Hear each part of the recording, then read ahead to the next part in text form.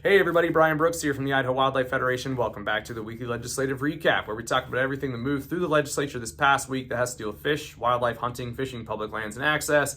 And we talk about it as fast as possible so that you can get into enjoying your weekend. Fifth week of the legislative session, let's dive in. All right, you get to be introduced, but we do have a bill number here, House Bill 468. This is an IDL, Idaho Department of Land sponsored bill. It's a good bill.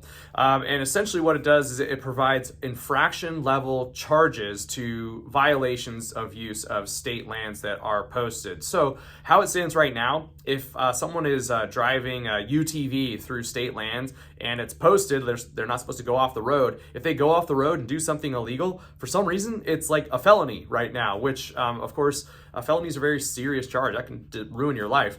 And so law enforcement officers are very apprehensive about charging anybody with a felony for that kind of behavior, and more so judges are apprehensive of charging money. So what happens is mostly these violations go unprosecuted. So by lowering these things, we actually might get some better enforcement out there for illegal activity that damages or harms IDL land. So this is a good bill.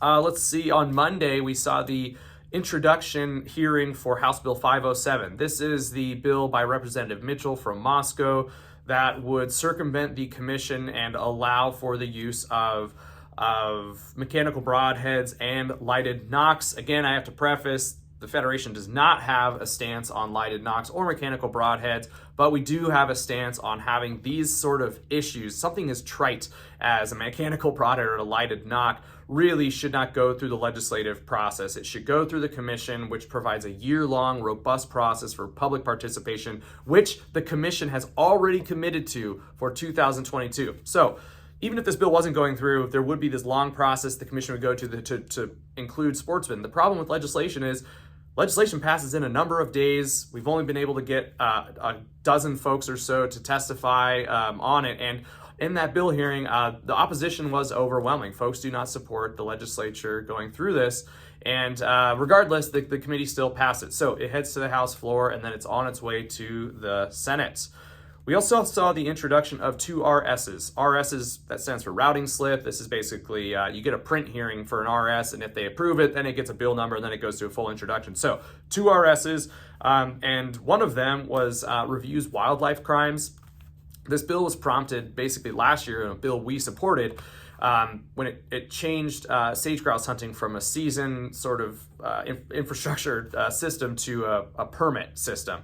And that is an unfortunate result of the decline of sage grouse. However, it changed the wildlife crimes associated with sage grouse to a misdemeanor, which again, like the first bill I talked about, makes it so law enforcement is very apprehensive of charging people when it's a higher sort of violation. So what this does is the bill basically went through all of the wildlife crime code and made sure that everything was appropriate for the level of the violation. It's a decent bill. It's good. It cleans up some language. And I would say it wasn't worth really commenting on. It's a pretty good bill, but just letting you know that it's happening.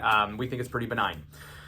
Lastly, and this is probably going to generate a lot of waves in the media here, we saw a routing slip introduced by Trident LLC, the company that proposed to privatize 28,000 acres of state land surrounding Big and Little Payette lakes.